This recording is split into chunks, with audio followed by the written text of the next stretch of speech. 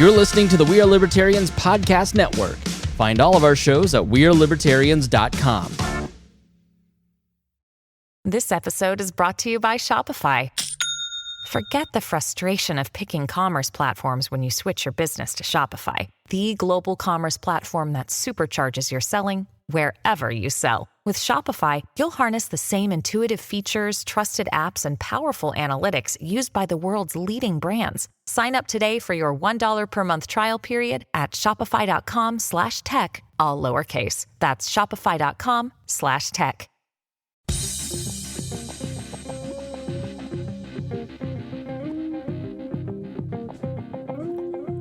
Welcome to We Are Libertarians. I am your host, Chris Spangle. We bring you all of the irreverence modern politics deserves while putting people before political parties. We examine current events from a libertarian perspective with the goal of leaving you better informed. Please be sure to rate and review us on iTunes, like us on Facebook, or subscribe on Patreon at wearelibertarians.com. In exchange for supporting our program, we give you all kinds of bonus content and free stuff. This show is crowdsourced, so you can send us news at editor@wearelibertarians.com or post it in our Facebook group and Discord channel, which you can find at wearelibertarians.com.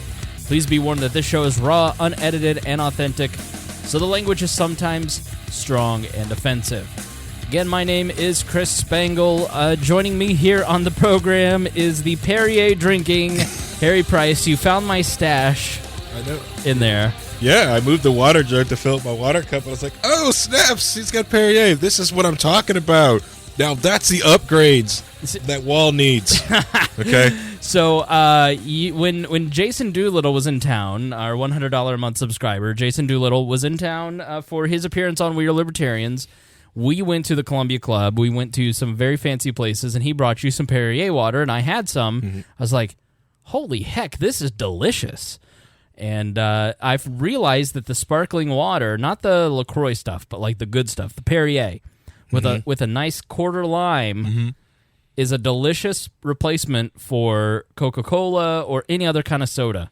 Isn't it great? It's fantastic. Now, it's been a huge trend, especially with millennials, that, hate to use that term, that have gone into the mineral and seltzer water whole sort of trend. And it's like, it stinks, but I love it because I got into it early on, about I think over 10 years ago, one time during Lent, because I just needed something to replace booze. Right. I needed something, I wanted something crispy to drink, not much soda, whatever. At the time, I was still drinking soda at the time.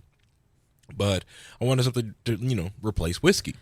Learning paleo and keto and like trying it out and realizing how much better I feel on low-carb diets. Mm-hmm. Drinking a soda just makes me feel like I'm putting sludge in my body. Because you are. Right, exactly. But so I love that crispiness. So there's your Harry's tip for the week: Perrier water. Yeah. And soda's fine. Just treat it like the piece of candy or dessert that it is, instead of just something to drink. That's exactly right. You don't have to ban things. And if you're trying to lose weight, I've lost a bunch of weight, and the thing that I've done is I've not told myself I can't have something. Mm-hmm. I just say, you can have it, but you shouldn't have it, but nothing's off limits. So if you want a Coke, like I had a Coke with a burger and fries earlier this week. I was like, you know what, I want a burger and fries, I want some Coke, and I drank like not even a quarter of it because it just didn't taste as good. Right. But it's still, I didn't put it off limits, or else, if you prohibit things, Harry, if you remove things from your life permanently, the urge to seek it out becomes much stronger. So it's almost like prohibition doesn't work, which we will talk about on this show tonight. I'm just shocked that prohibition doesn't work. I know. So we're going to talk about the Alex Jones removal, the deplatforming of Alex Jones. We're going to talk about Austin Petersen losing. Our friend Brian Nichols is going to call in. We're going to talk about the death penalty, the libertarian view of the death penalty. So we've got all kinds of great stuff. And on our bonus show, if you want to hear the bonus episode on the Patreon feed, if you become a patron of We Are Libertarians at wearelibertarians.com, then you'll be able to hear the bonus show, which this week we'll be talking about my adventures to podcast movement and the changes that I'm making to We Are Libertarians in the show. So one of the changes is we launched a t-shirt store. So I have a gift for young Harry Price. Yeah. Harry, this is your very own launch edition, limited edition T-shirt. Limited edition. Yes, and so I am wearing on, if you go to our YouTube channel and check that out, please subscribe, please give us watch minutes so we can start monetizing the videos, FYI. You can check out, I'm wearing the new logo T-shirt, but Harry got the special launch T-shirt. We sold 30 T-shirts over the course of 7 days. Beautiful design that I had done on Upwork, and I think it's really cool. So thank you to everybody who bought a T-shirt. It's very successful. The store is coming down at the end of the month. We're ending the store on August 31st. So you've got limited time to get those T-shirts. We're going to retool it, maybe redo some of the products, and then we'll relaunch it. Yeah, it smells like vinegar, but it's pre-treat. A lot of happy people with their T-shirts. I like this one. I think it's nice. So check that out. So, here, one of the things that I do. So let's get to it. One of the things that I do is a service to the libertarian movement. I'm always servicing the libertarian movement. I give and I give and I give. Oh, of course, naturally. Yes, and very generous. And in my thoroughness, on Sunday I was updating libertarianpodcast.com. So for those of you who don't know, we run a site called libertarianpodcast.com, and basically I've got pretty much every libertarian podcast that I have been able to find. Some that aren't even on the iTunes directory, that as we have had people share it, as we have shared it, we've found other shows. There's a comprehensive list at the bottom. Up at the top, I've got a whole bunch of the best shows that... The reason those guys are up there, they're like us. They're hardworking. They put a lot of effort into their show. They're professional. So they adjust their mic right as they're doing their introduction. They're long-lasting, a lot of good podcasts in that upper portion. And as I was... one of the things that I added to the site was an OPML, which you can download, import to your podcatcher, import to your iTunes or whatever. And so I was adding a bunch of feeds. I did the Libertarian one. There's 121 podcasts on that, and I was doing a mega feed of like 150 political podcasts. And so I was going through the iTunes directory on Sunday, and I couldn't find any of the Alex Jones shows. I thought, this is really weird. So I just tweeted out, hey, Alex Jones isn't in the iTunes directory. Little did I know, I was breaking news because, nobody was reporting yet that Alex Jones, that I had searched for it a couple hours probably after they had pulled him from the iTunes directory. And so I initially and still meet this news with horror. Okay. So we are now looking at 15 companies have pulled Alex Jones off of their platforms. Let me just say this outright, out front, so you know exactly where I stand on two issues, because the screeching that has taken place on our Facebook feed has been unreal. It has been unbelievable. If you complain about something that a private company does, there's a group of libertarians who just assume that you're against property rights, which is really weird. Like if I walked out of Applebee's and said Applebee's sucked, a guy would be standing there going, "Don't you even believe in property rights? How dare you?" Right. I think Applebee should bring back the Blondie. You can't tell them what to do. Right. They're a private company. You can't dump. Yeah, yes they are. And I can complain and say why I hate that. Exactly right. So, yes, I firmly believe in property rights. I firmly believe that Alex Jones, if Apple or one of these 15 companies does not want Alex Jones on their platform, they have every right not to have him on their platform. I would not personally host Alex Jones on the We Are Libertarians network. I think that Alex Jones says a lot of things that are, like, if you listen to Alex Jones, he says an inaccurate thing literally every 2 minutes. Like, I've been a somewhat consistent listener of his over the last couple of years since Trump won, because I want to understand like what he's about, and I think he's hilarious. I think he is a hilarious comedian. Do I think he is an accurate source of information? No, I do not. I think 50% of it is just bluster and selling vitamins and self-promotion. 25% is just absolutely insane, and 25% is, that's an interesting fact. Let me go look that up. And what you find is when you look it up, he's usually right, but he's got some basic thing wrong. Yeah, so, jump to conclusion, WeAreLibertarians.com, and that you get there when you watch, an Alex Jones, especially when you listen to our content, WeAreLibertarians.com and Twitch.WeAreLibertarians. Right.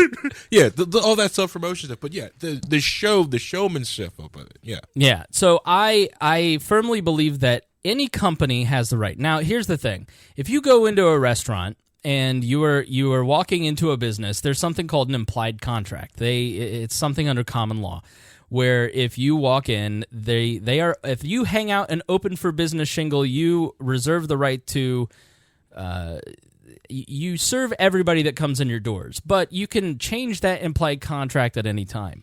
With social media companies, we don't have an implied contract. We have an explicit contract. We have a terms of service that we signed.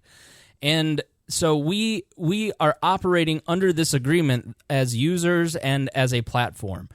And one problem that I have with what has happened to Alex Jones is that within the span of about 12 hours, when Apple moved on him, he was pulled off of Apple, YouTube, Google Podcasts, Spreaker, Spotify, LinkedIn, Pinterest, MailChimp, Disqus, it looks like Disqus, a couple days later, Audio Boom, iHeartRadio, Stitcher, Sprout Social, and YouPorn, according to InfoWars.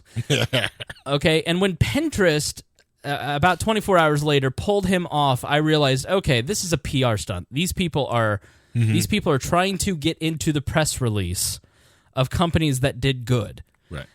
And so what I really want to know, and I have had a conversation with Spreaker because we are on Spreaker, Spotify, we are on MailChimp, we are on Google Podcast, Apple Podcast, obviously, YouTube, we're on iHeartRadio, we're on Stitcher, we're on YouPorn, actually. I did reserve a channel just for fun. So if people looked for us there, we did have a channel, but I don't use it. But I was actually at Podcast Movement. I met some people from Spreaker, and I was really impressed with their product. And so I was going to go from spending $5 a month with them to around $125 a month for their software, and then leave a couple services and consolidate into this really nice software that would have allowed more conversation between you and us during the show. And I just sent back a note, and I said to these guys, I mean, I can actually read to you what I wrote. I regret to inform you that I will not be switching services to Spreaker after your decision to remove Alex Jones from your platform. I'm not an Alex Jones fan, but I'm not comfortable doing business with a company that decides what political speech should be heard by an audience. I'd planned to spend $120 a month with you for a long term because I like your product, but I don't want to suffer the same fate. Please pass this on to management. Now, if I can pull this up really quick, I will read what they wrote, and then I'll read my response. Sorry, guys. Harry, how was your week? It's going great, Another company came in, but one to the point, the prohibition thing. With the computers that we did the install, a lot of someone questioned and asked, why did I leave the game? Why did I add games to the Windows 10 image on the company's computers? And I go, well, because if I don't give them games, they will try to get past everything I put in there and have games. These games are downloaded on the SSD. Right. And I know they're safe. Right. Play these games. Yeah. You're going to play games. I know you're going to. All right. So they wrote back, guy that I talked to at Podcast Movement, perfectly lovely gentleman. I really have nothing bad to say about Spreaker. They've been very polite to me. They've got a good product, but he wrote back to say, I'm sorry to hear this. Our community rules are pretty clear in this regard. We verified that the content was clearly spreading hate speech. We rarely remove content from our platform since we really care about freedom of speech, but in this case, the infringement was pretty clear. Best. I certainly understand, I write back, and Alex Jones says indefensible things. I personally would not want to host what he says, and I don't blame you. The problem is that the definition of hate speech is a pretty broad and ill-defined term. Did Spreaker identify the exact content that caused them to pull him? What are the rules? When you discuss politics, religion, or current events, you sometimes have to ask unpopular questions. What are the specific rules? As an industry professional that helps set up a lot of podcasts, I have a difficult time recommending your service until this is clearly articulated. when you pull them at the same time as several other companies at the same time, it looks like a PR ploy as opposed to a principled stand. I don't see the point in partnering with a company that has arbitrary standards and will go along with the crowd. So I'm waiting to hear back from them on that.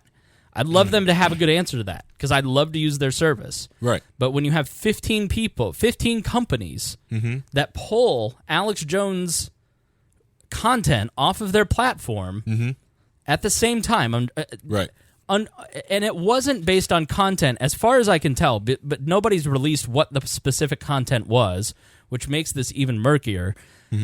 You have to go, okay, are you abiding by the rules that you set out in the agreement that I signed? So when I am partnering with you and I am paying you money if you're Spreaker or using your platform for free like Facebook or Apple Podcasts, what are the rules? Right. I need to know the rules, so as a libertarian podcaster, I don't make the same mistake. Because as Ben Shapiro said, Ben Shapiro doesn't believe in using the pronouns, a person's chosen pronouns. Well, that could be considered hate speech to a lot of people in Silicon Valley. And Canada. Does Ben Shapiro, is Ben Shapiro spreading hate speech? Could he be deplatformed from all of these companies? So, when Alex Jones is deplatformed from 15 companies in 24 hours for something that he didn't say last week, that it was probably because of things he said 3, 4, 5 years ago. Well, I say a lot of things in this podcast I didn't believe 5 years ago. This show has been around 6 years. There's stuff, when I listen back to the episodes 20s, 30s, 40s, I go, I don't believe that anymore. And then there were periods of the show where we were trying to find our voice and figure some things out, and we were a little more offensive than we are now. Could we be deplatformed for things that we said that we've done a mea culpa for? So what are the rules? And so if you're going to deplatform people, yes, you have a right to do that, but you also have to honor the contract that we have agreed to, and you have to be very clear and transparent, especially when you're these 15 companies, 15 including Instagram, because people noticed Alex Jones was on Instagram, so then the blue checkmark mob turned on Instagram and Facebook, and he got pulled from that. Right. And thereafter, so my big problem with this is, yes, the companies have every right to do that. Alex Jones says reprehensible things that cannot be defended. But why did you pull him? How did you pull him? Give us specific examples so I don't make the same mistake, so I don't suffer the same fate, because it's a very real concern as somebody who does a talk show around current events. Correct. They won't... It's these companies, when they do ban people, stuff like that, they never point like, well, it's this tweet, it's this line that they said. One, they like to do it because they like to live behind their vague terms of service, their rules of guidance. So when they do go in to ban people, they can hype it like, well, this one, this murky like that. And why? The other reason why is like it's also it's also scary from this effect because people get hit for different things, but other things get put by. You can watch a dead body get hit trending on YouTube. You can watch... Louis Farrakhan is a perfect example of somebody who is an anti-Semite, who says reprehensible things about a lot of races, especially Jews, and is blue checkmark verified on Twitter still has his Facebook pages, still has an app. Yeah. He doesn't get the same level of hate. There's a lot of Antifa Twitter pages still. There's all kinds of different. Let's see. What that Candace Owens stunt that she did a couple. Like last week. But they go after anyone who does talk political events, the frequent event, and talk about hate speech, and they will never really clearly define that, not even on campuses or even laws. So that's why you get a lot of pushback when anyone tries to do anything, because it's like, all right, I understand the hateful language you want to talk about, but I just want to know what it is. Yeah, nobody in their right mind, and this is why I don't believe, somebody asked me today, well, what would you have done? And I said nothing, because Alex Jones, if you think the Republic is so fragile that a vitamin salesman that yells crazy things is a danger to the Republic of the United States, maybe 50,000 to 150,000 people actually believe what this guy says in a country of 330 million. He has a lot of listeners, but I think he inflates numbers, and he's also entertainment for a lot of us. The reality is, this is my complaint with, this is my beef with the left, is they're creating these panic scenarios. All right. Yeah. So I wrote this out, and this is a perfect formula for exactly what is happening now. You grow up, you start a We Are Libertarians platform, all right? So Harry and I start We Are Libertarians in 2012. You know, he didn't start it. It was me, Galt, and Creighton. Galt will be with us tomorrow night.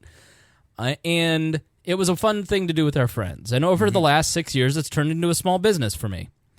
And we're growing in popularity. We've grown by 5,000 downloads an episode. You know, so we've grown by like, what is that? Nearly 4 or 5 times bigger. What happens when we grow to the point where we're really having an impact that's politically influential? We get up to the Alex Jones, Ben Shapiro, you know, Pod Save the World type guys. And I, being me, get on the wrong side of a leftist BuzzFeed writer someday on Twitter, and he has an axe to grind, basically because I don't believe what this BuzzFeed writer believes. Okay, now we have experienced what happens on these click-melt sites.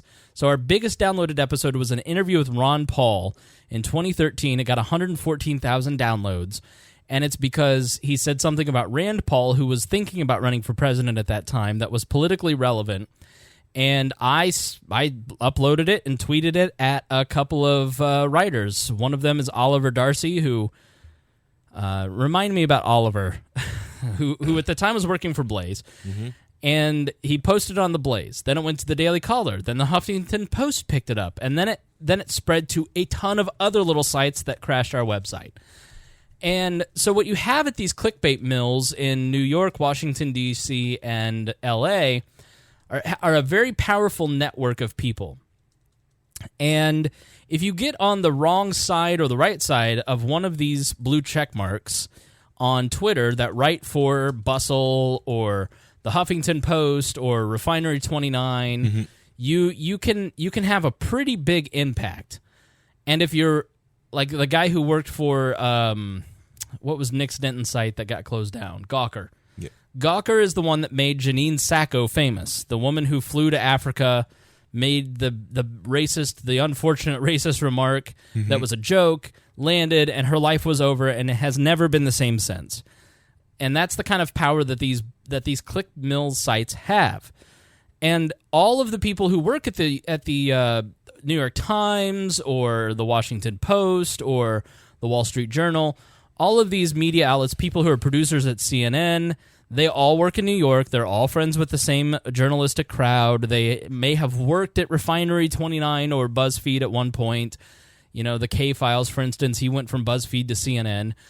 And so they're friends with each other on Twitter. They network. You can watch them all day long on Twitter, network with each other.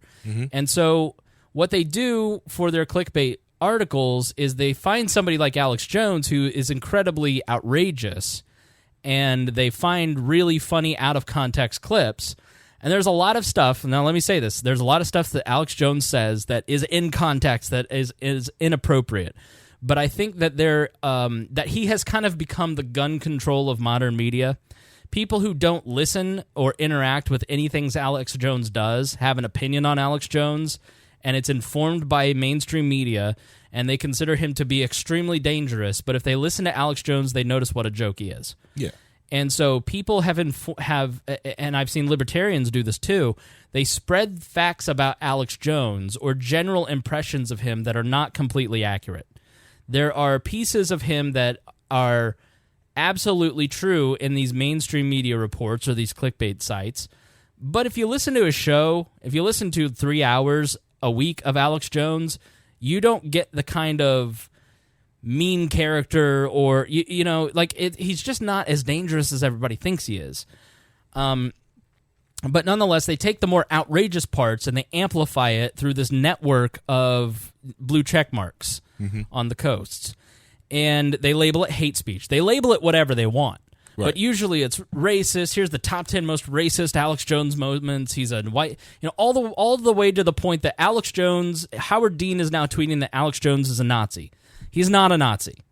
Okay? And we do know, like those of us who are not, here's why they start with an Alex Jones or they start with the Storm Front. Mm-hmm. It's because you don't want to go, those of us who support Alex Jones, because I don't support Alex Jones. Right. So we'll go, oh, listen, he's a horrible human being, which is not the right thing to say because all you're doing is just buying into the narrative that isn't even, you're saying something that's untrue. Yeah. The guy's not a horrible human being. He says stuff out loud that he is, that aren't great.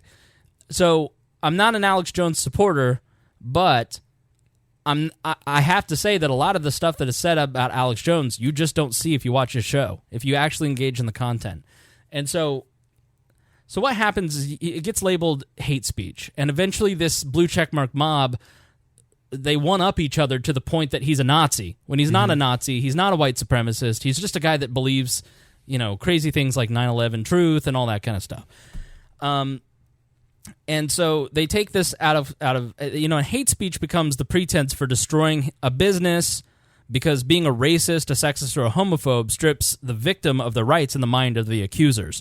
So if you're a racist, then you can do whatever you want.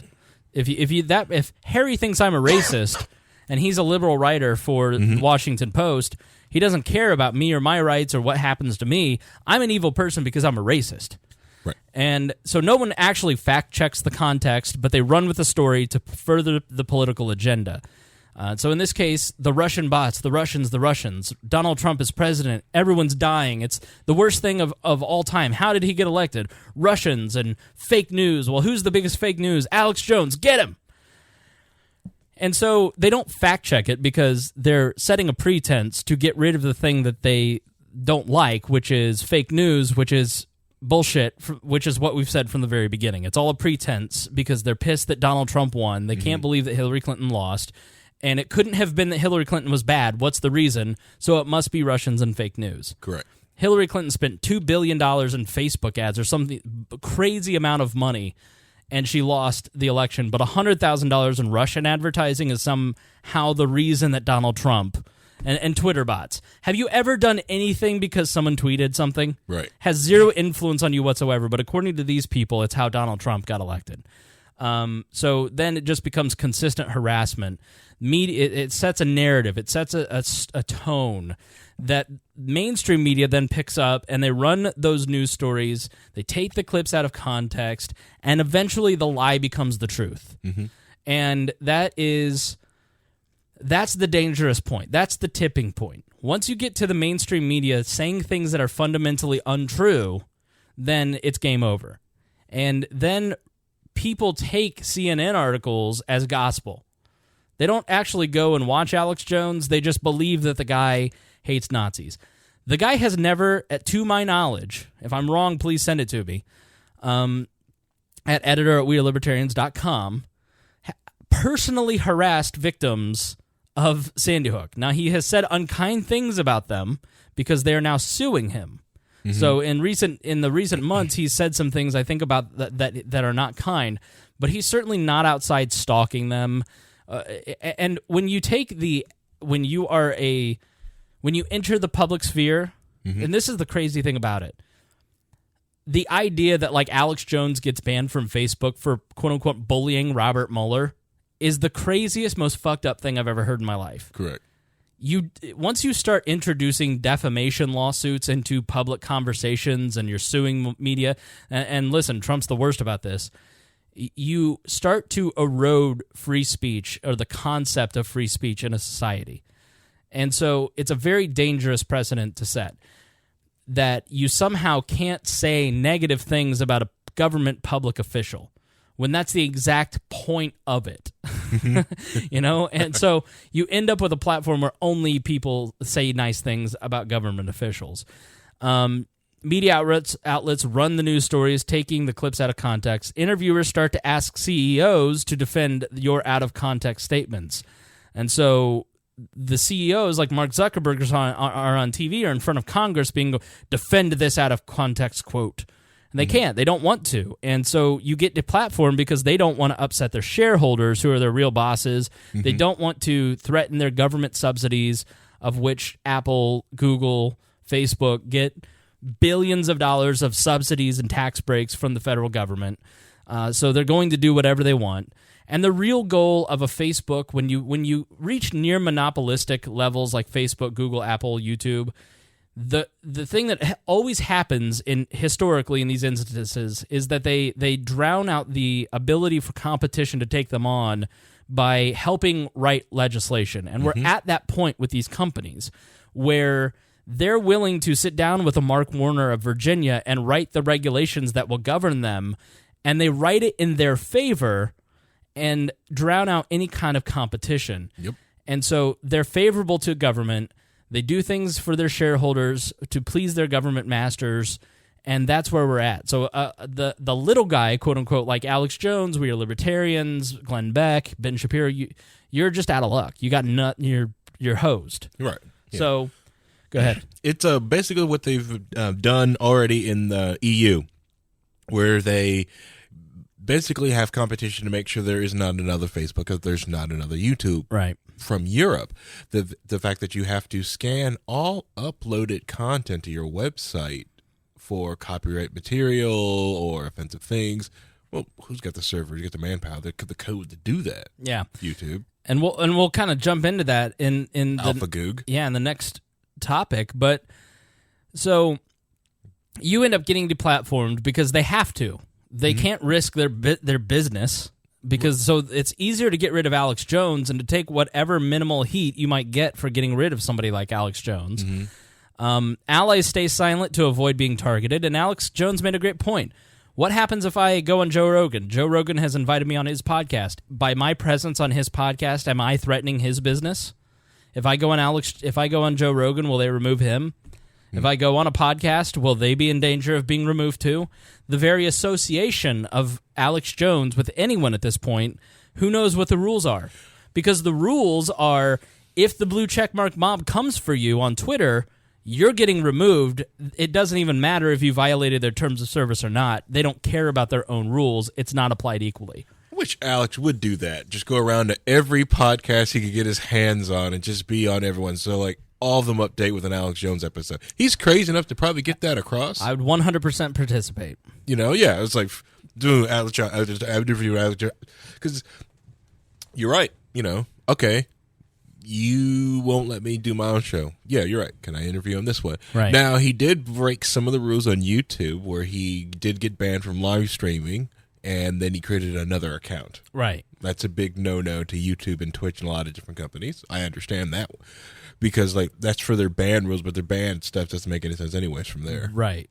But so then you get the useful idiots, i.e. our Facebook page.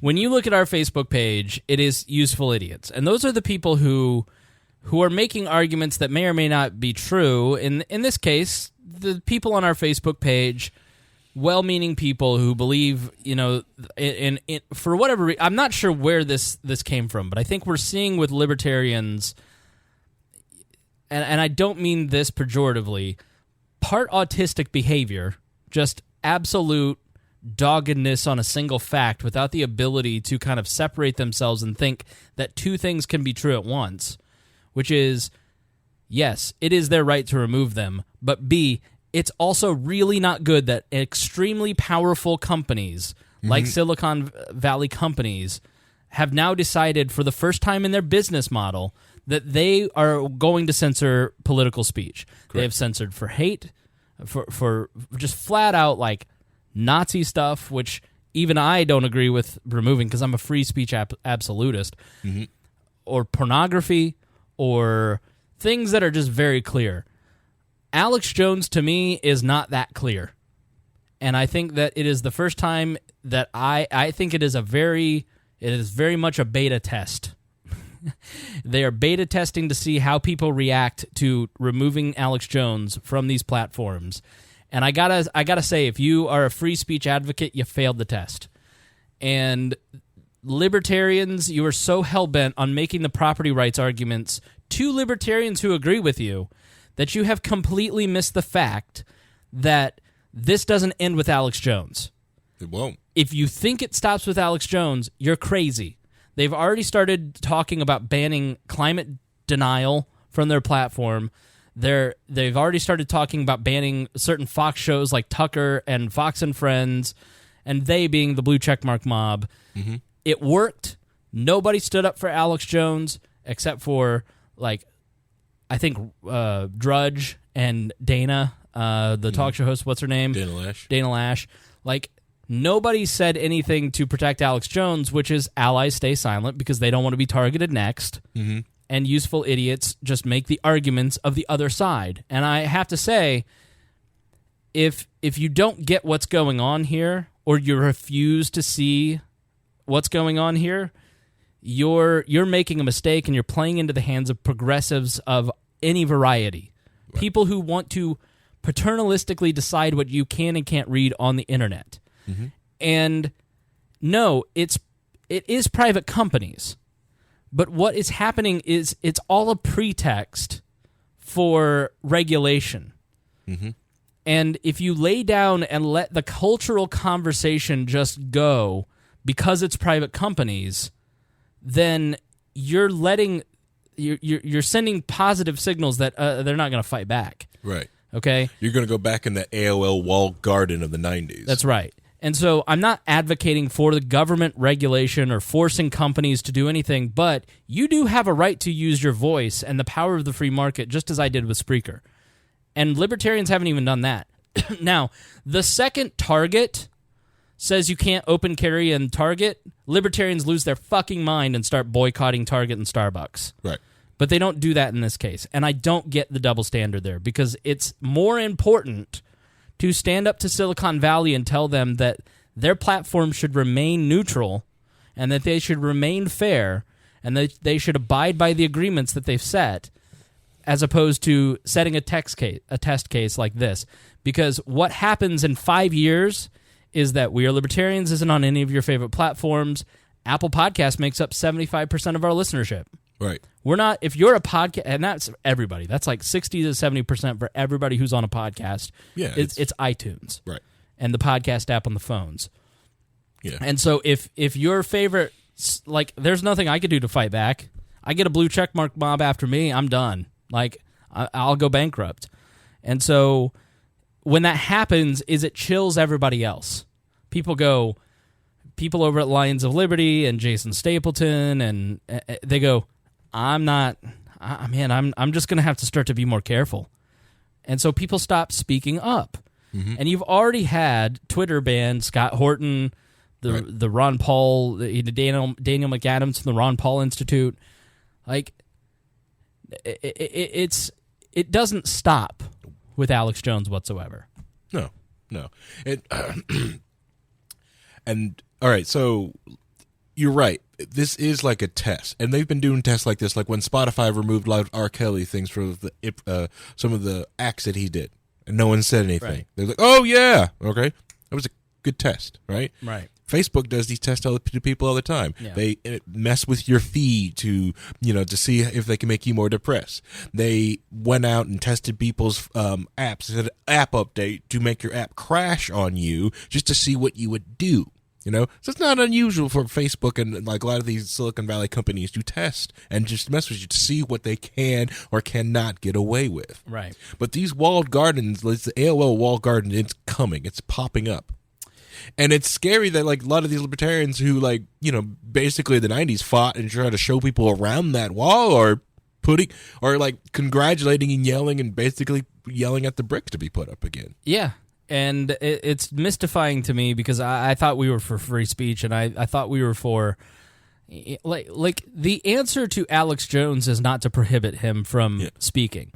Like the way that you learn Alex Jones is an idiot is by listening to Alex Jones. Correct. And so the solution to bad speech is not prohibition. The solution to speech is good speech. It is exposure and then refuting those ideas. This is a historical principle, a natural right, something that mankind has fought for from the beginning, and something that you should expect from the products that you use.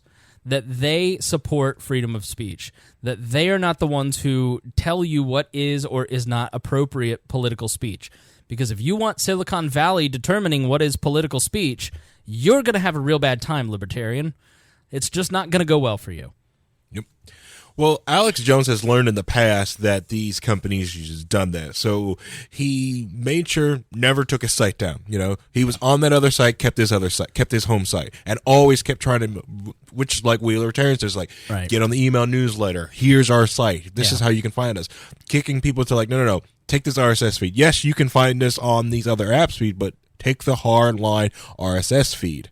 Right. Because if something happens, something breaks that, you have your RSS feed. Yeah, if you subscribe in Apple Podcast, consider having an app like Downcast or Beyond Pod on your phone that has your favorite podcast feeds. So I wouldn't have the Alex Jones podcast feed if I didn't have a backup podcast app. But what happens when they start going after Alex Jones' domain? Right. Because what happens when the fever gets so high that Alex Jones loses his domain name? Right. And trust me, we're going to get there. He's still on Apple and Google on their apps. Although he's not being listed in the charts, he still has the number one app on both Apple. He was number 55 on iTunes when I looked before the show. And CNN all day long was running stories. Why is Apple allowing him to have an app on their platform? So that is old media threatened by new media. And I can tell you, working with a lot of old media people, not necessarily the people that I work with directly, but in the industry, especially in television, especially in news divisions, there is a tremendous amount of anger that the internet and all of the different platforms, it's like this Oliver Darcy guy that I was talking about earlier. Here's a conservative-leaning journalist who has worked for The Blaze. I don't remember who he works for now. I think it might be the Daily Wire or the Daily Caller. And he was, he tweets out a lot of Alex Jones stuff. He listens to Alex Jones regularly, and he was cheering him getting removed. And I'm just like, why would a journalist cheer someone's ability to... CNN? Is he working for CNN now? Senior media reporter at CNN. Okay. Why is it that somebody who is a reporter who is constantly huffing and puffing about how important free speech is in the Trump era, excited about Alex Jones getting deplatformed? It's because they don't want the competition. Okay? We Are Libertarians is a new brand of opinion journalism. Opinion journalism used to exist on the editorial newspaper or in magazines beginning in the 50s. But it was always the domain of newspapers. And then opinion journalism creeped into CNN in the 90s. And you see in what... And there is an absolute crazy arrogance about journalists. Go watch the Fourth Estate on Showtime. It is embedded in the New York Times in the way that the circus was embedded in campaigns. And you just see the absolute arrogance and pretense of these journalists that they are saving democracy. Like, Jim Acosta embodies the secret voice of every person who is employed at any level of journalism, be it your local small-town newspaper or, like, newspaper reporters are the worst. Yeah. TV reporters are almost as bad, but this not is the as bad. Guardian. We are the guardians of democracy. And so they are fucking pissed when We Are Libertarian shows up to a Trump rally and they have to stand in the press box next to me. Okay? You would when Rob Kendall was sitting in the press box with his Trump hat on. Which is ridiculous, by the way. Which is, listen, I'm for pushing boundaries, but come on, dude. You could have the daggers that were shot at him because we are impartial. We are special. And so they are so mad that opinion journalism, that activist journalism like Project Veritas... Mark Dice? Not Mark Dice. Paul Joseph Watson. Russell, that any of these platforms exist. I'm not saying... Let's not equivocate ourselves with Paul Joseph Watson, but I'm saying, like... Luke Rudowski of We Are Change. A lot of the stuff he did is pretty good. The fact that advertising dollars are funneling to us, the fact that eyeballs and attention are funneling to small media outlets pisses them off to no end. The fact that they are losing revenue to Craigslist and to other and to Facebook, it makes them crazy that they have lost a key part of their business model to Facebook. And so that is why they are always so quick to go after Facebook and social media. Yep. It's because they stole our money. That was our money. And then when they look at Alex Jones, or if they look at Ben Shapiro, or if they look at We Are Libertarians, or if they look at any blog site like, Think Progress. Think Progress. WeareLibertarians.com again. Daily Caller, they are so mad that we are the New York Times. We are the ones who's... And I agree. I agree that you have better editorial standards than WeareLibertarians.com. Yes. I would trust your reporting over mine, okay? Because you have a full-time staff of thousands doing reporting, and you have 500 years of editorial or whatever it is. And so these journalists are just pissed. And so when they can take new media out, they do it. They don't care about the consequences, because at the end of the day, when Facebook finally throws up its hands and says, no more politics on social media, but we know our users want political content, so we'll feed you partnered content. So we're going to go with the New York Times, we're going to go with the Washington Post, and we're going to go with CNN. And maybe they'll throw Fox News in there and give conservatives a bone. And you'll get 5 partnered content feeds of politics. And they'll filter out keywords of everything. You post a We Are Libertarians thing on Facebook in 5 years, it won't show up. Bury it. Or it'll be completely buried. Yeah. So they don't want people like We Are Libertarians to exist. They have practiced this shadow banning technique, right? Yep. On quote unquote undesirables, basically sex workers. You can go into their Twitter and their Facebook pages, and they will talk about how they're being buried. They apply and go everything about every rules of the service, but they realize, they find out that they're not getting the circulation they have, because the algorithm is messing with them, and they're testing the algorithm on them to come after possibly us. Yeah, because who's going to defend the right of sex workers to exist on social media? Well, libertarians will. Right. But that's a very small minority. Right. And it's why mechanisms are built around the Klan. It's built around anti-Semites. It's built around Alex Jones. It's built around sex workers. It's built around the most egregious and most marginalized segments of our society. It's because that's where the mechanisms are built, because no one objects. No one stands up and no one says this is wrong. Yeah. And that's what's happening here, and nobody wants to admit it, but this is a very dangerous precedent that is being set. Right.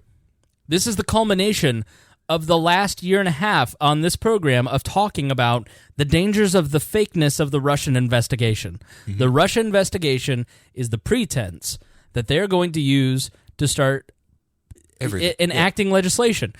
Senator Chris Murphy thinks tech giants banning Alex Jones' InfoWars is a good start for the survival of our democracy. He tweeted on August 6th, a United States senator tweeted, InfoWars is the tip of a giant iceberg of hate and lies that uses sites like Facebook and YouTube to tear our nation apart. These companies must do more than take down one website. The survival of our democracy depends on it. Now, this overblown, bloviating language is complete bullshit. The survival of our democracy does not depend on you silencing voices that you disagree with, Senator Murphy. And he's flat out admitting they're not going to stop at one website. Right. They're going to stop at anybody who is even slightly pro-Trump. They're already going after Candace Owens. They're going to go after CRTV. They're going to go after Steven Crowder.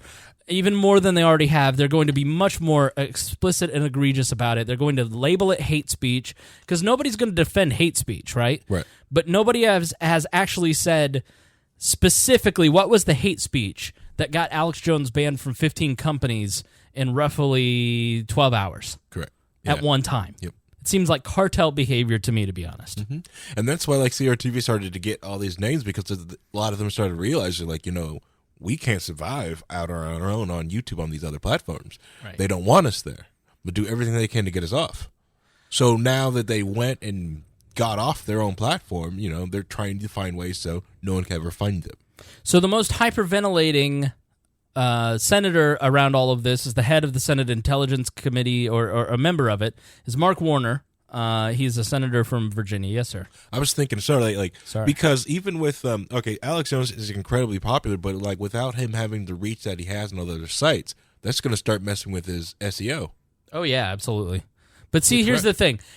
What they don't realize is that they've made him everybody's like, I immediately downloaded Alex. I haven't listened to Alex Jones in probably 4 months, but you better believe I was refreshing that feed on Monday, and I've listened to every minute of the last 4 days.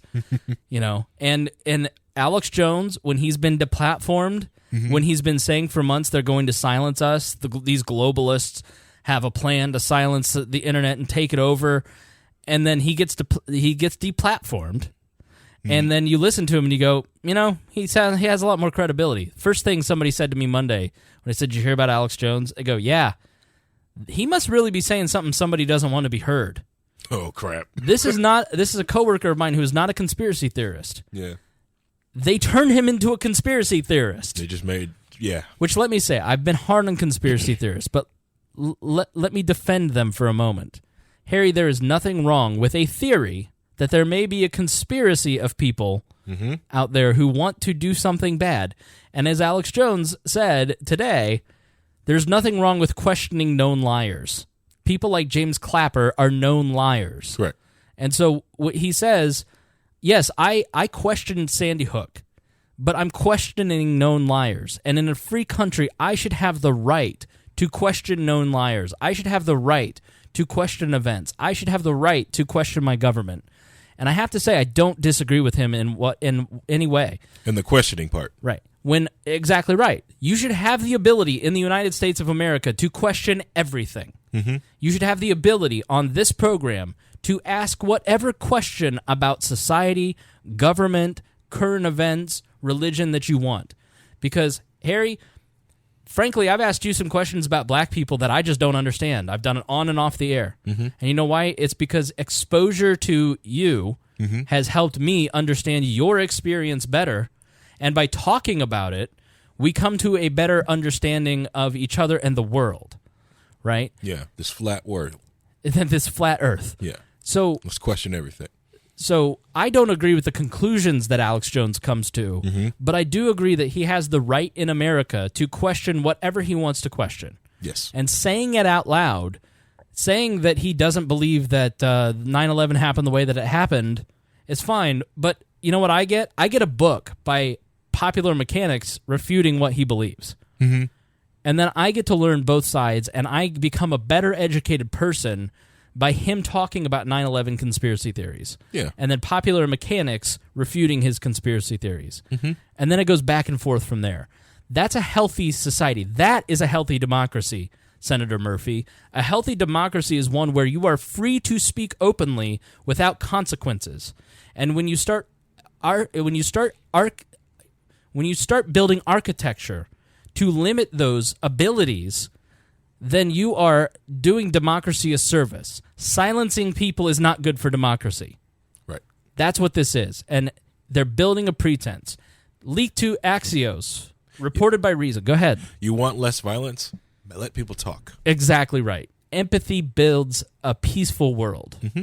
And so Elizabeth Nolan Brown on July 31st. So was this before? This was before the Alex Jones stuff came out. Senate Democrats are circulating plans for government takeover of the internet, Reason Roundup writes. Leaked memo circulating among Senate Democrats contains a host of bonkers authoritarian proposals for regulating digital platforms, purportedly as a way to get tough on Russian bots and fake news, to save American trust in our institutions, democracy, free press, and markets. So when Democrat Senator Mark Warner writes, to save trust in our institutions, meaning the government, our democracy, meaning our politicians, our free press, meaning the New York Times, and our markets, meaning our big banks that pay us a lot of money to protect their ass. That's what he means. He does not mean you and me. Right. He means protect them. And that is what oligarchs do. They build a world that protects them and does not protect you. So if you want to make the property rights argument to protect people like Mark Warner, I don't have much to say to you, because this is what you end up with. You are not fighting back against a pretext to build a structure that will regulate you. And when our page and this podcast says you should speak up and say this isn't right and complain to a private company that you are that you have an agreement with, that isn't a bad thing. Yep. That's called using the free market and using your voice to give feedback to a company on what you want, what product, and how it should be shaped you'd like.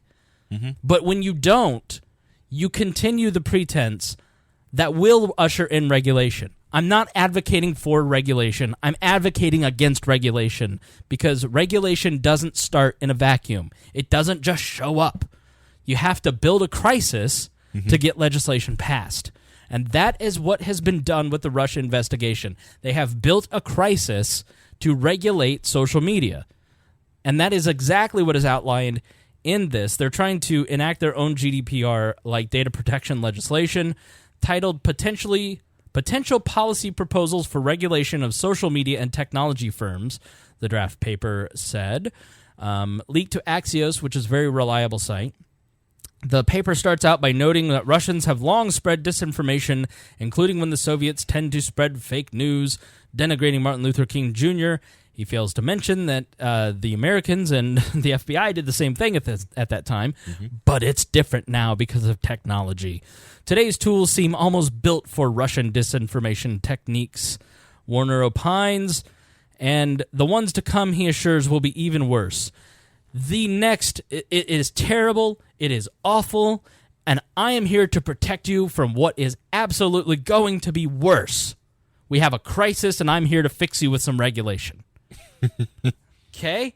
So here's how we're going to do that, Harry. All right. Mr. Tech Man, all right? How are you going to fix it? All right, you weigh in, you stop me, wave your hand at me when you're ready, because I'm on a roll tonight. I'm fired up. All right, I see that.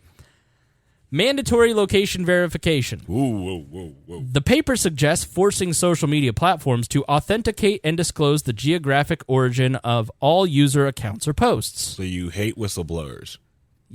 Do you hate having your location services checked on? Right, I hate it. I don't want my location, though. No, you cannot own my location. You I spent all this money and do all this for VPN, so you do not know where I am at. Right. Imagine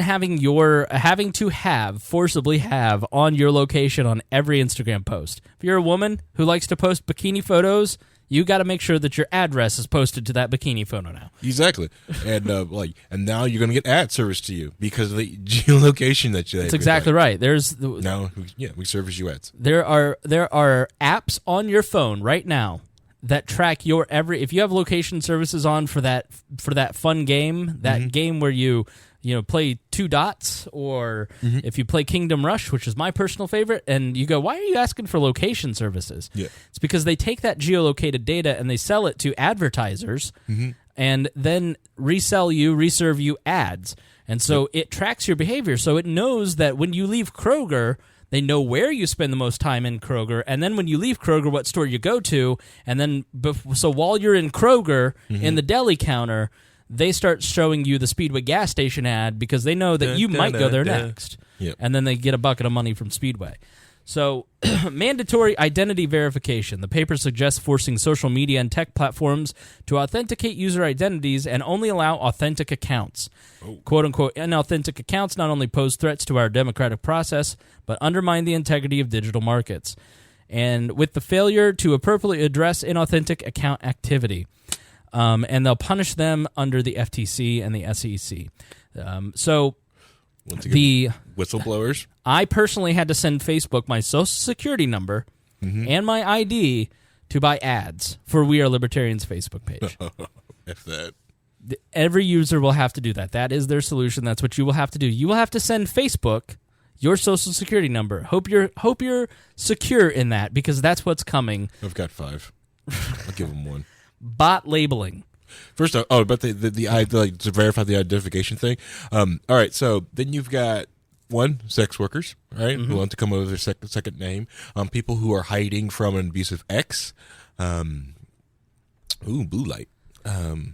You are absolutely not allowed to use a fake name in certain countries, like Cambodia, where they have a dictator. The way that they root out the dissidents is they check to see who's using a fake name, and then they go hunt those people down using the IP address. Correct. Dissidents. It's not, it's not unheard of the United States government to go after dissidents. It's not unheard of.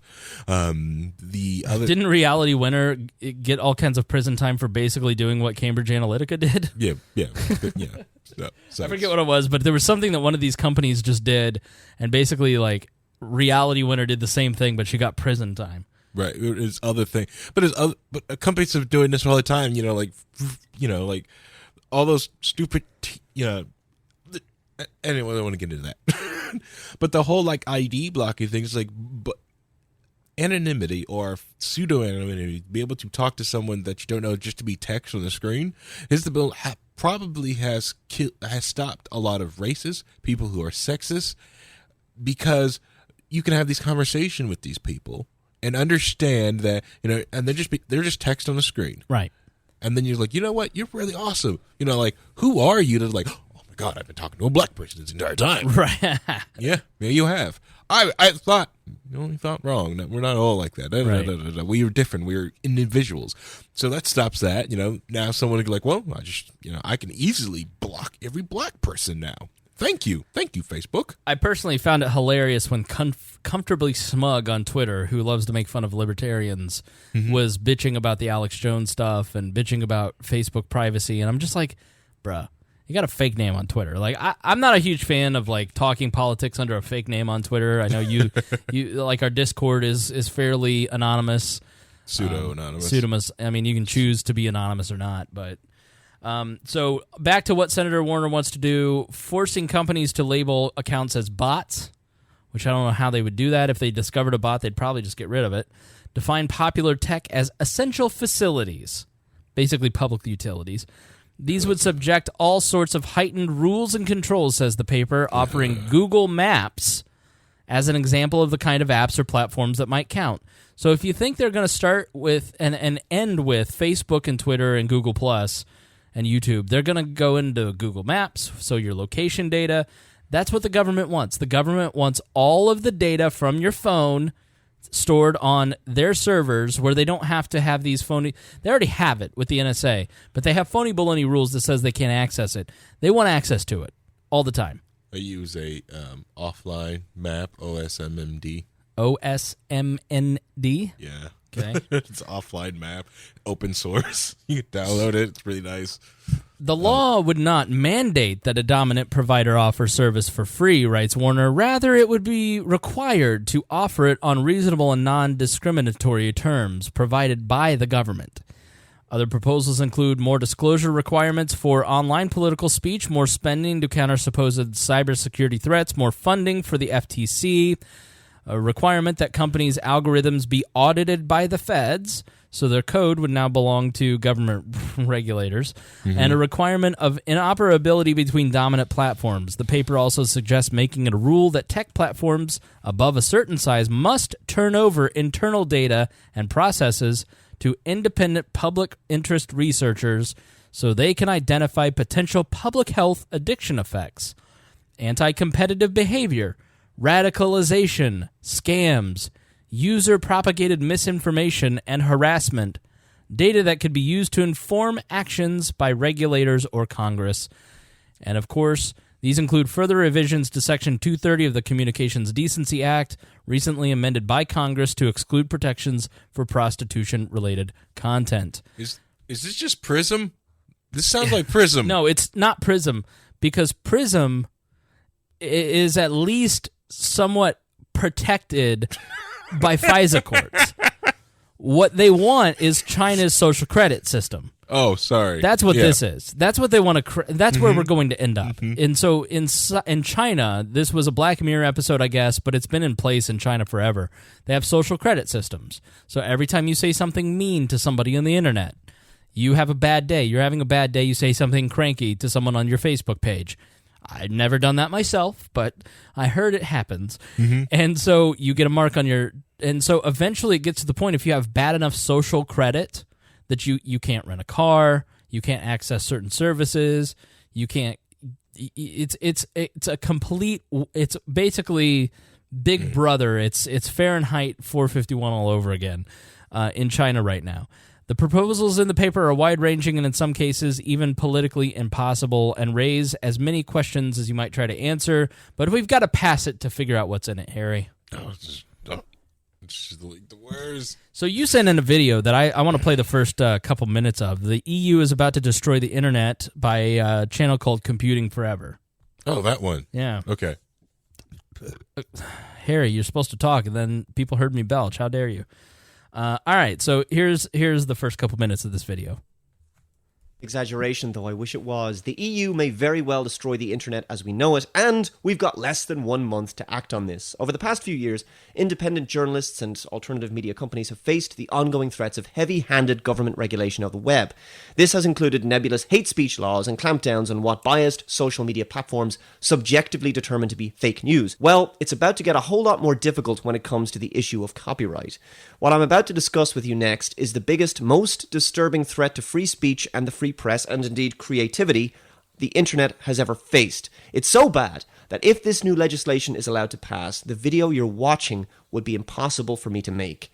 From edori.org, EU member states agree on monitoring and filtering of internet uploads. On the 25th of May, the European Council agreed to a negotiating position on the draft copyright directive.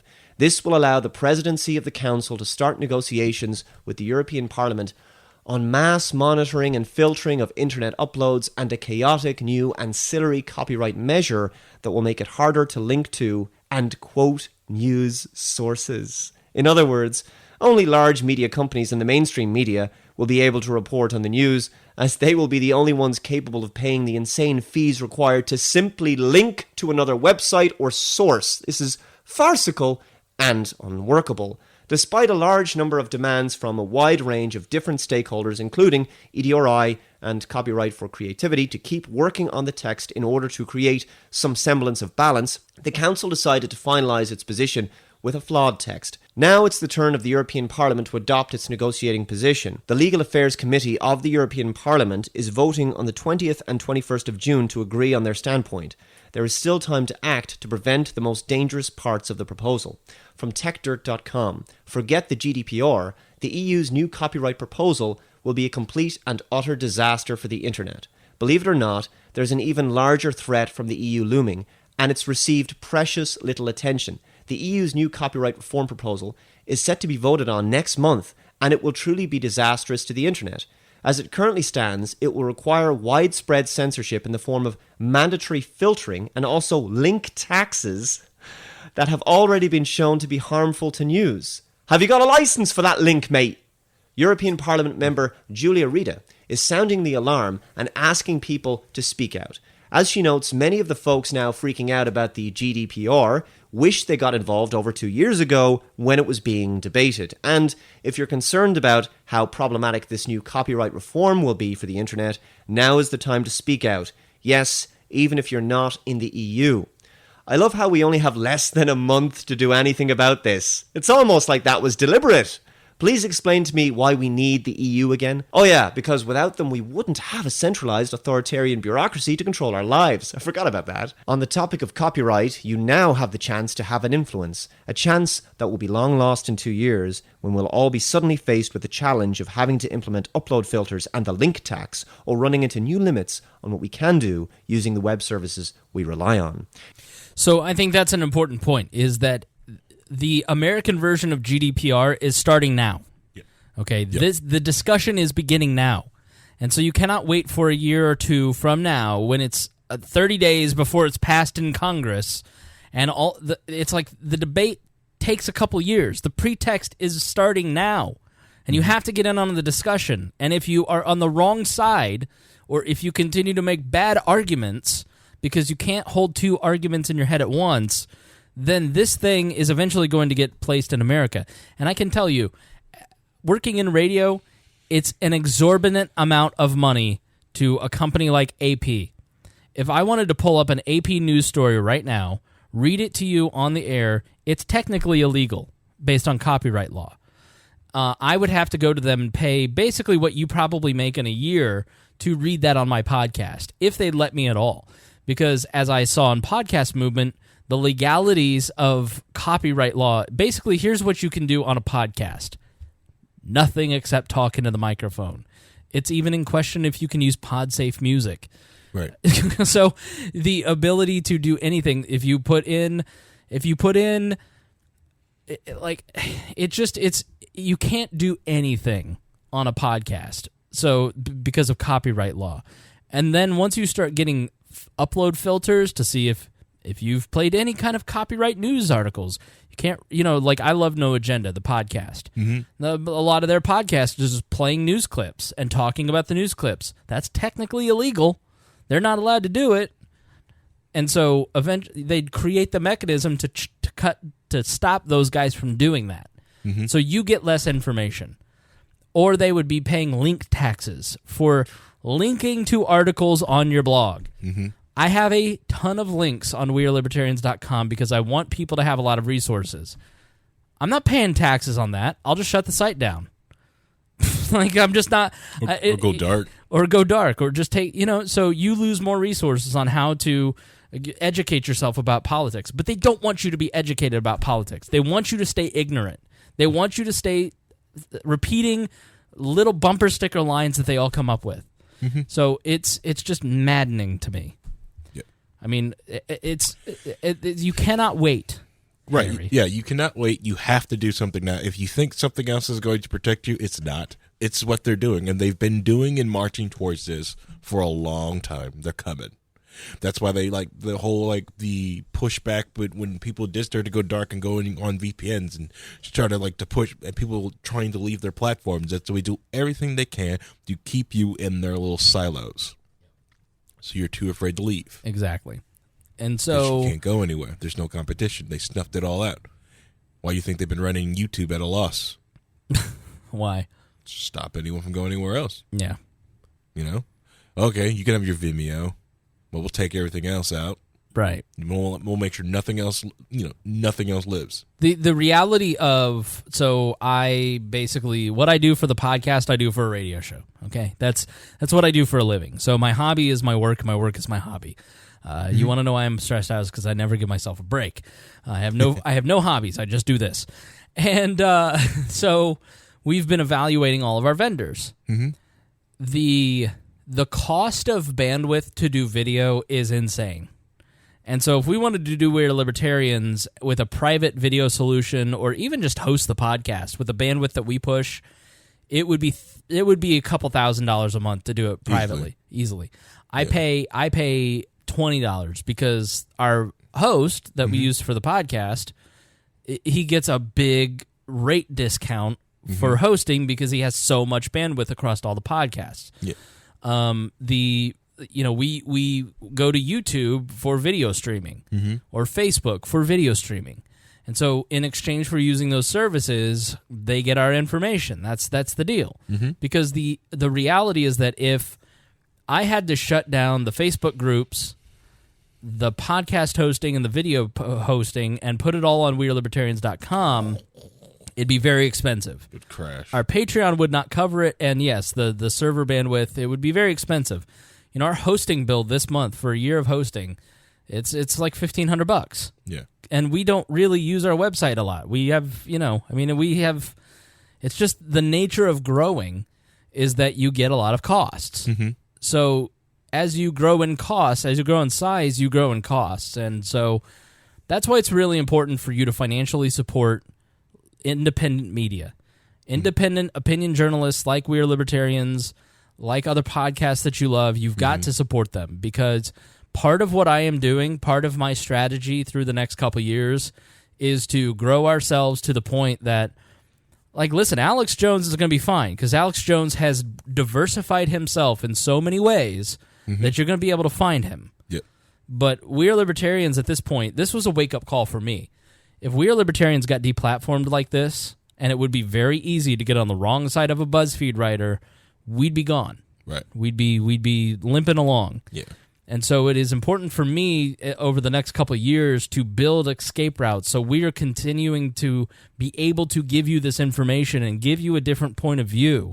And to do that, I'm going to have to implement some resources, which are going to take money. And so, that's why joining Patreon, buying T-shirts, You guys are awesome. I had an extra $300 in my pocket this month, and that went immediately towards hosting or camera upgrades, or there's several things that several projects that I'm funding at any given time to upgrade what we do at We Are Libertarians to give you better quality stuff and to prepare. And to prepare. So please support us on Patreon. Buy a T-shirt. There's a couple new ways at wearelibertarians.com. I took a bunch of time over the weekend to revamp the website. Go check it out. You can now donate via crypto. I've got 4 crypto ways to donate. You can now, if you shop on Amazon, we have an Amazon link. We're an Amazon refer. So it costs you nothing. If you go to wearelibertarians.com, right-click, copy address link, update your bookmark, save the bookmark with that new link. Every time you make a purchase, we get a cut.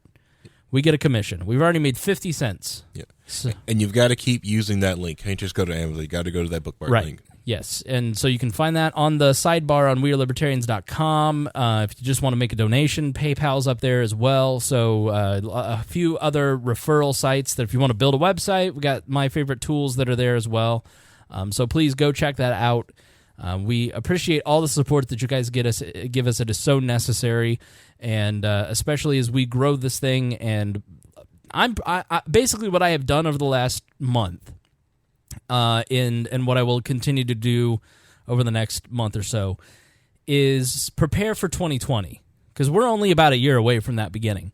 So I want to work out the kinks before we get there and have the show, the platform, and everything in tip-top shape to handle the growth. Because when you grow by an order of magnitude times 4 or 5 after a presidential election, and you know that your audience gets that much bigger and bigger and bigger, once we get to the presidential election, I need to make sure that when people hear us, they stick with us and that we can handle the load. You know, you got to be able to handle the load, Harry. So, to everybody, I thank you. So shout out to Austin Petersen. I want to just mention before we go, Harry, Austin Petersen, a friend of mine, ran a great race in Missouri. This is not a criticism of Austin Petersen whatsoever, so I don't want anybody to take it that way, especially if Austin hears it. I don't want him to think that I'm criticizing him. But libertarians, you got to wake up. We are wrong-headed about how we run campaigns. We think that if we just buy $1,000 in Facebook ads or $5,000 in direct mailers, and you go to get 50 yard signs, and you go to all the forums, then you're going to win your election. That's just not how it works. Okay, the reality of how you actually win a Senate race. There are 3 ways to win a Senate. They're not a Senate race. Any political office. Here's my advice: if you want to win a political office, you got 3 options. Number 1, buy it. Buy yourself a Senate seat. It'll cost you about $6-7 million of your own money. Is that what Braun bought? That's what Braun spent here in Indiana. Probably more in California. Number 2, mesh into the R's or D's and wait your turn for them to promote you. After being a good soldier, you may get your shot.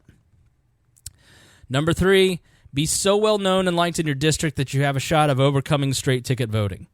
I think of Boss Hogg and Jeremiah Morrill out in Henry County, so well liked, member of that community for many years. Rex Bell, same way. And they won some precincts after several runs. It is about a large, on-the-ground organization that personally touches voters multiple times and drives them to vote. Even then, it may take multiple cycles if you're not part of the major party slate or a member of the non-dominant party. So think New York Republicans. If you're a New York Republican, you may never win your seat if you're in New York City. And if you are going to, you better run multiple times. Right. And you better be a prominent member of your community, and you better have a lot of money, because that's what it's going to take. So I just haven't found a lot of libertarians over my decade in the party that are willing to kind of put in that work to build that kind of grassroots organization, but that's what it takes. Right.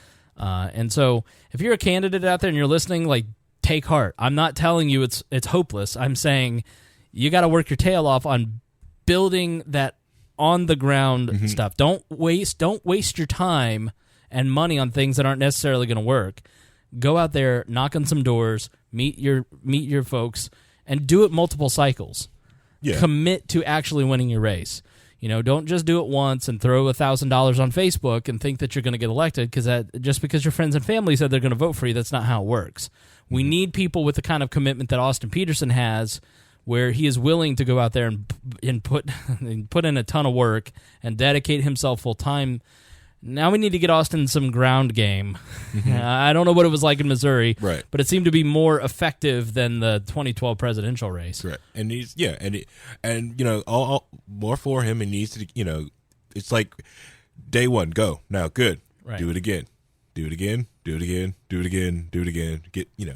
And you're right. The ground game, like I don't know if anyone watches Evan McMahon, watching what him and Sarwark are doing down there in Arizona. They're working their tail off in that freaking heat. Okay. And then you got Carla Garrick up in New Hampshire. Right. Well liked in her community. This is not the first time she's ran. She's ran multiple times, So, and she's gonna keep going at it. Will she get it this time? I don't know, but she'll keep building a ground game and keep running. She's building name recognition, but it's going to take time. Right. All right, Harry. Final thoughts for this episode? Oh, you know what we need to do? You know what you need to do. We need to talk about Brian Nichols. Let me write that down. That's not what I thought. BrianNichols.com. Is it BrianNichols.com? I can't remember his website name. And I was going to bring up the Patreon. Or you can do that after that? Yeah, we'll do that after that. Okay, fine. Sorry. We get back to the script. You're good. Dear Leader writes my jokes for me now. All right, but we're not done yet because in full candidness, we recorded about 20 minutes before, but then we forgot this part. The professionalism starts next week.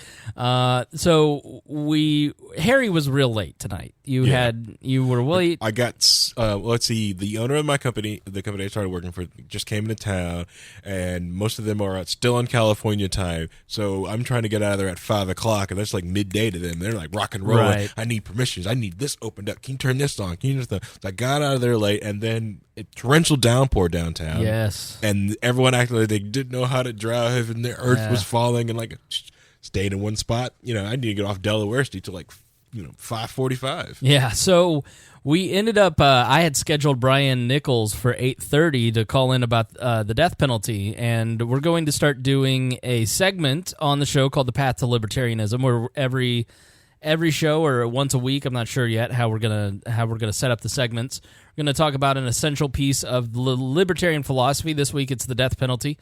And this will kind of grow and evolve over time. So if you have things that you'd like to learn about that you're not sure on the libertarian philosophy, editor at WeirdLibertarians.com, and we'll slate that in for a segment. We are joined by our good friend and fellow We Are Libertarians podcaster, Brian Nichols. Brian, how are you doing? Doing well. How are things going over in Indiana? Things are great. I missed you in Philly. I think you had a slight chill. What was I was in Philly, and you live there, and we were going to get dinner, and then you had, I don't know, a migraine. A migraine. That's right. Yes. So I have chronic migraines. I mean, I've had them literally since I was a wee lad, and I've gotten better over the past few years, where now I get them once a month versus it was literally every other day. So I was actually in a really nice spell there for about I would say a month and a half. I didn't get a migraine. And then, of course, literally as you come to visit in Philadelphia, I get it that day. So, yeah, that's fun. Is it because he went to the wrong Philly cheesesteak restaurant? He went to 4 Philly cheesesteak places, and he didn't go to the right one, which was D'Alessandro's up in East Falls. Well, I saw that one on all the list, but it was a longer Lyft ride, and work was paying, so I didn't feel right about taking these long Lyft rides and making my boss pay for Philly cheesesteak trips, since he was buying dinner anyways. So I really wanted to go to that one. Yes, that was on the list. Yeah, that one's definitely for Philly folk, and I guess I can consider myself a Philly folk because I've been here for 3 years now. Mm-hmm. But that's definitely if people are looking for a good cheesesteak, D'Alessandro's. Now, did you go to Gino's and Pat's? Oh no, I heard nothing but mediocre things about them. So I went to where did I go? I went to, it wasn't Pat's, it was, I think, Steve's King of Steaks, which was probably my favorite. I went to Jim's, which was really good. Jim's is good. Yeah, and then I went to Nick's and had roast pork, and that was okay. I wasn't blown away by that. And then I also went to Sonny's, which was also very good. And see, I'm glad you didn't go to Pat's and Gino's, because Pat's and Gino's is the most it's the most touristy place to go to. So the lines are the longest, but it's the lowest quality. Right. I think they bank on people going to those places because they have the name recognition, and it's sub-quality cheesesteak, but they charge you an exorbitant amount because you know you're going to pay for it. So I'm glad you didn't do the touristy thing. I am as well. I enjoyed Philly. Philly is the weirdest town of all the places that I've been. I've been to like 7 cities this year. And you go some places in Philly and it looks like Boston, and other places it looks like New York. It looks like New Orleans in certain places. There's no rhyme or reason to Philadelphia whatsoever. No, Philly's a weird town. I mean, I lived in South Philadelphia for about 2 years. And I mean, it's as ghetto as you can get in some areas. And then I'm over here in West Philadelphia, and you wouldn't even believe that you're in the city itself, because it's so quiet. And like, I'm in a residential area that I'm the youngest person here, and it's all old African-American families. And I'm like, all right, I fit in pretty well here because I'm an old African-American person at heart, I think. Mainly, you're basically Medea on the inside. More or less, yes, exactly right. You're more transracial. Yeah, one more Philly point. Your homeless people are wild, and you were telling me a story about your homeless people that made me laugh so hard. So my commute gets right off of 676. It's one of the main arteries through Philadelphia. And there's a guy who he's there every single day. And almost always if he comes up and asks you for money, and he sees you on a daily basis, and he like knows you're not going to give him money because he asked you every day. He'll whip out his member and just piss on your car. Yeah, his sprinkler system. I mean, I'm at the point now where I'm just so used to it, it doesn't really faze me anymore. But like, obviously, the first couple times it happens, you're a little shook, and rightfully so. I would dare say. I mean, this is a great thing. It's the boiling the frog. You get used to homeless men peeing on your car, so don't get used to media outlets being banned from social media. That too. So, Brian, I listened to your most recent podcast, and one of the things that we're going to do is have more segmented features here on the show. So the show's not going to change a lot. We're going to just kind of structure things and give them names. And so, and one of the things that I want to do is Brian's show is so excellent. He has a podcast here on the We Are Libertarians Network, and I listen to it almost every week. And I want to have Brian and the Boss Hog of Liberty Guys on a somewhat frequent basis. Just call in and say what's going on in your world. Let's do a little check-in. And I was in an argument. So earlier this week, the Pope Francis, basically came out and said the death penalty is wrong. Every person is deserving of human dignity. And that sort of lit off a firestorm. And coincidentally, you ended up having an interview later that night around the topic of the death penalty, and I thought it was a great interview. So tell us a little bit more about that episode. Absolutely. So, it was funny. It was back on Tuesday of last week, where quite literally the Pope had announced that the death penalty would be removed from, not necessarily removed, but it was going to be strictly enforced. That was not a part of Catholicism doctrine. And literally that evening, I had Hannah Cox on. And Hannah Cox, she's the national manager for conservatives concerned about the death penalty. And what they are, so they are a nationwide group of conservatives and actually many libertarians who have joined together really questioning the concept of capital punishment with regards to looking at it in the means of saying, is this consistent with conservative principles and even libertarian principles? And being that the overarching government really is a system of inefficiency, we see where we have, I think she said, it's 162 folks who were exonerated from death row last year alone. It shows how inefficient it is and how there's no clear cut yes or no, like this person is 100% guilty. And Hannah spoke to how we've seen this change over the past 5 years, 10 years especially, where these old definitive means of determining guilt or not are being brought into the limelight, like dental bite marks and even some DNA testings. And we're finding that, is there a role for government in using capital punishment? And the fact that it was right along that time, like we said, with the Pope having the proclamation from the Catholic Church, it fit very perfectly. So I think it's a nice topic for libertarians and conservatives, and even some Republicans to come together and hopefully find some coherent messaging that the government shouldn't be in the business of determining who lives and who dies. If we are going to look at the government as the arbiter of in its idea of morality, but often doing so in a very inefficient, ineffective way, can we really stand on principle and say, well, yes, we're going to support the government being able to then determine life or death based on a crime that someone may have or may not have committed? Yeah, since 1973, there's been 130 exonerations. And when you get into these exonerations, specifically in places like Florida, I think the number in Florida was in the high 20s. The New Orleans district attorney, there are consistent problems still to this day with how they handle evidence, how they handle witnesses, how they do lineups. The Dallas district attorney is a famous case where there have been a ton of exonerations in Texas, which, the joke with Bush was that he had basically when George W. Bush was governor of Texas. I mean, it was he and Rick Perry just put people on the fast track to the execution chamber.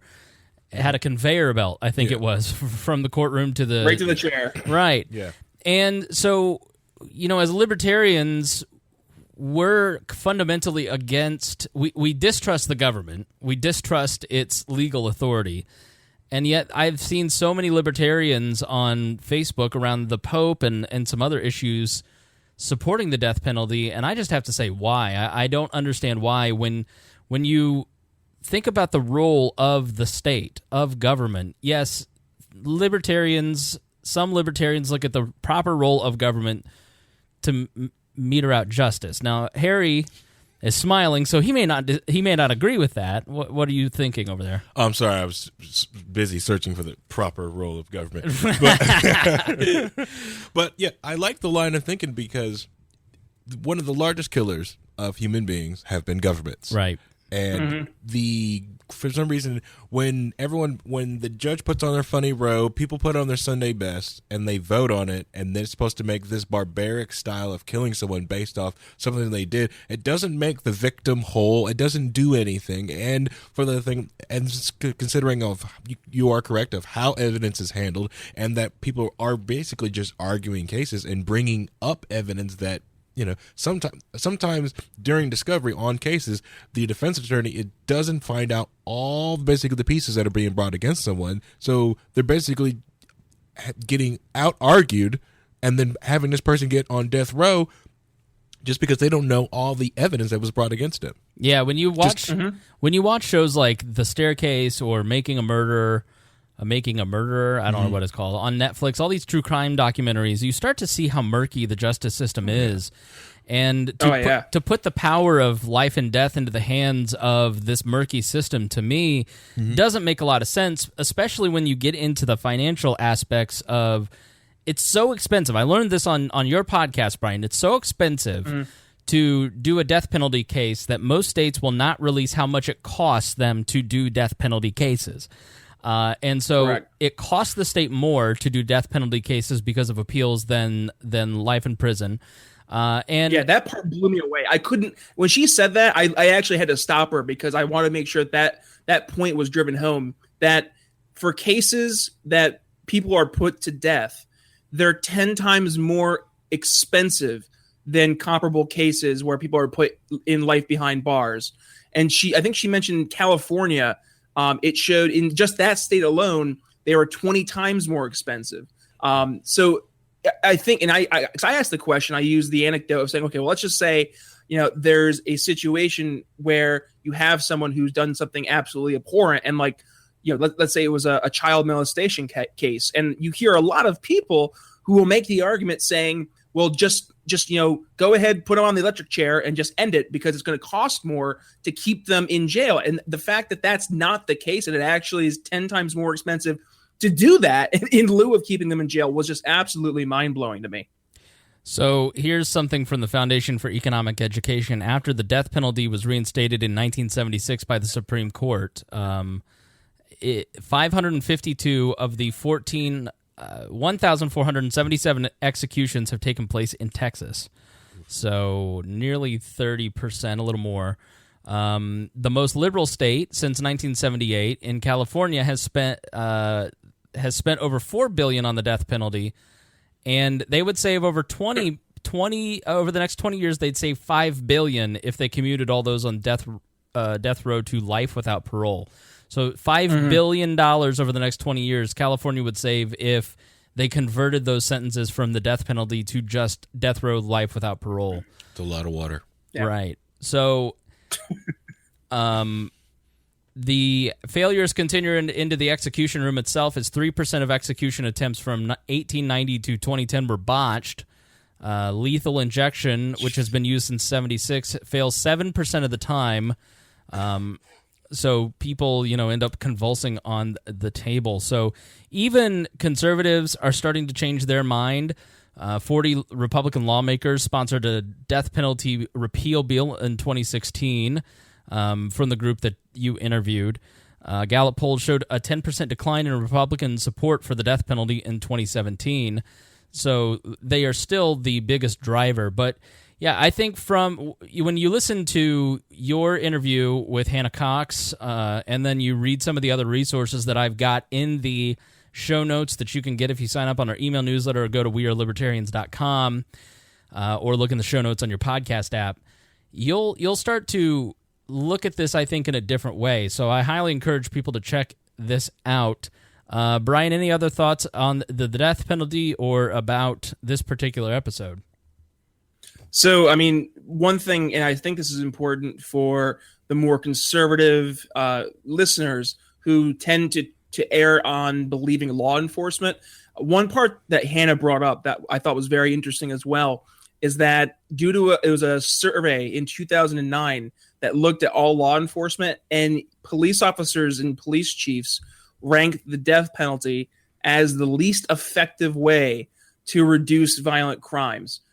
So I think we not only need to look at this from a moral issue, but we also have to listen, to the people who are actually in charge of bringing these people in. It's not working. What we're doing now with using the death penalty, it's not working. It's making things worse. It's breeding this almost like it's a lifestyle of pain from the families of those who are wrongfully accused and then untimely put to death because of whether it's, like Terry mentioned, false DNA, inaccurate testimony, or judges just not caring. I mean, one part Hannah mentioned, there was a case where a judge was speaking to the person who was on death row, and they were complaining because their lawyer was intoxicated.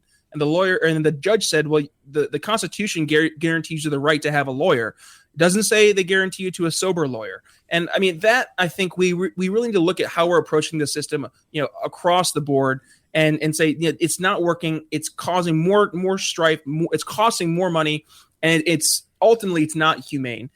So if folks are interested in learning more, obviously, please swing over to my show and listen to the episode. It was aired, it was just published here this past Tuesday, but it's episode 28, and it's conservatives concerned about the death penalty. You can also check out their website. It's conservativesconcerned.org. And if you're interested in following Hannah, again, she's the national manager for conservatives concerned about the death penalty. You can follow her on Twitter at HannahCox7. So yeah, thank you again, Chris, for having me on the show and being able to bring this up. And hopefully folks can go and enjoy the episode and really leave the episode feeling more informed, or as I like to say, educated, enlightened, and informed. Who you got coming up this week?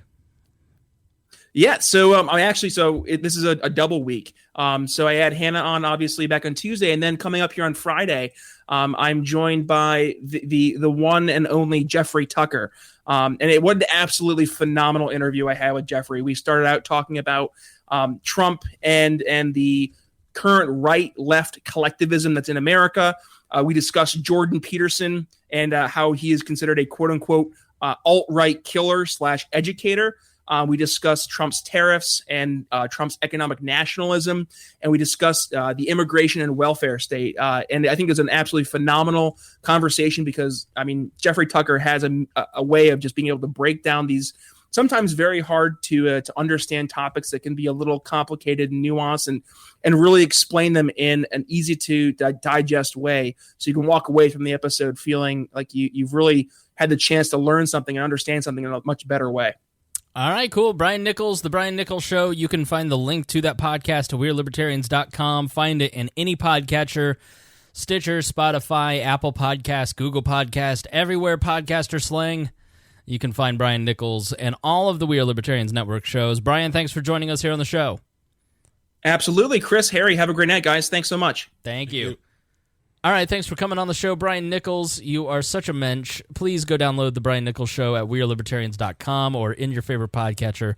Such a good show, and Brian is such a good guy, too, and really a great Twitter follower as well. So please go check it out, follow his show, listen to some of the back episodes. I think you will be pleasantly surprised at how good he's getting at interviews at this point. And check out, while you're there, the other We Are Libertarian shows, Boss Hog of Liberty, The Chris Spangle Show, Upward, and Raw Audio Politics, or you can find more podcasts at libertarianpodcast.com. Did we do your final thing? Did we wrap up with your final thoughts for the episode? Or No. All right, all right, Harry. Let's wrap this puppy up then. My final thoughts on this whole thing. Basically, Alex Jones, if you think Alex Jones was the first one to get hit by this mob or these systems or these companies, you're wrong. You're mistaken. Right. The elders of the internet are sex workers, hackers, and conspiracy theorists. They already went after hackers. They already went dark. Now they went after sex workers. So the conspiracy theories are next. We are the elders of the internet. We've been here a lot longer than most of you guys have even known about the internet. Yeah. We've grown it. We've watched it. It's fascinating that so many people think the internet is Google, Facebook, Apple, Yeah. Twitter. Like to Sarah Zhang, that whole thing. Like to her, the internet is basically the apps that are on her phone where she tweets. Like Right. Twitter is the internet to this woman. And there's a lot of people like that. That's why it gets me frustrated. Someone's like, "Oh, Apple's the best computer system." Like, yeah, but all you do is Facebook. You would have did better with a Chromebox. Right. You have no idea. It's like, what I need this. What do you use it for? You know, unless you actually actively open up Photoshop and do something in it. Well, I need Illustrator. Okay, Chrome does that now because most people only use Illustrator and Photoshop to make maybe a simple meme or clean up red eye, on a photo because you used a crappy camera. Right. Or you're a crappy photographer. How dare you? All right. I don't have anything. I've said too much already. This feels so cathartic. I just have been sitting on this one. Harry couldn't do last night either. You're being a real pain in my ass this week. Sorry, I got sick. I'm just now getting off my off my cold, and then I got the repair bill to get my house fixed. Even after a year now, every time you're gone, people are like, "Did you fire Harry?" It's like, I never fired anyone. I never fired anyone. Harry's not going anywhere, as far as I know. I do get nervous, but. Because he's like, I'm sick. I'm like, are you mad at me? You mad at me? You sick of my stuff? I know. I saw that text. I was getting just like, oh no, I'm like all drugged up. No. Oh boy. All right. Thanks to Christy Avery, Craig DaCosta, Jason Doolittle, and Brandon Luke for being our $100 a month subscribers. You guys are awesome. Thanks to all of our patrons at all the different levels. We are so excited that you are partnering with us to grow this thing. And if you're a patron, then you get to hear our bonus content. Harry and I are going to have a little chat about podcast movement and some of the podcast changes. So if that interests you, head on over to WeareLibertarians.com, sign up for the Patreon, and you'll get instant access to the content, even though your card is charged on the first of the month. So you get free stuff before you even have to pay for it. Woo! kind of communist country am I running over here? All right, check it out. WeAreLibertarians.com. Thanks so much for joining us, and we will see you tomorrow. I will have Johnny Rocket from the Johnny Rocket Launch, formerly the Johnny Rocket Launchpad, now blast off. His co-host, I think her name is Ray Lynn. I don't know. And then Chris Galt. We're going to talk a little more Alex Jones, a little more about building he's got a whole new deal going on. So we'll talk about that. We'll talk about Roger Paxton and all the bad things about him. So thanks for joining us, and we will see you tomorrow.